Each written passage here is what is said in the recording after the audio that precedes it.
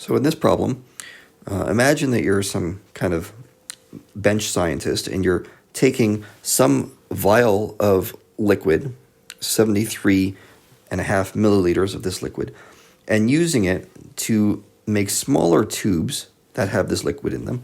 So if you imagine we've got this large vial of stuff, this goo, and we're trying to put it into all these little buckets. Okay, and each bucket is going to have a certain amount of liquid in it. Okay, we want to know how many buckets can we fill in this manner.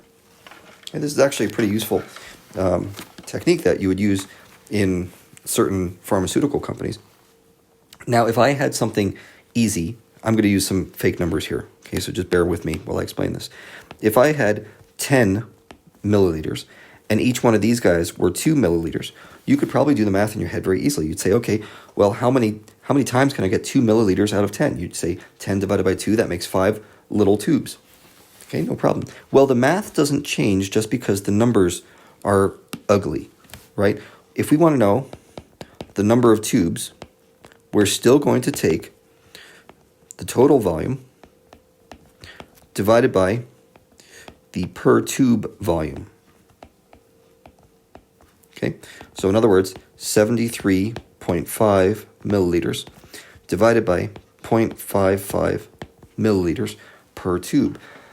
And let's see what that gives us. Let's see, 133.64 tubes.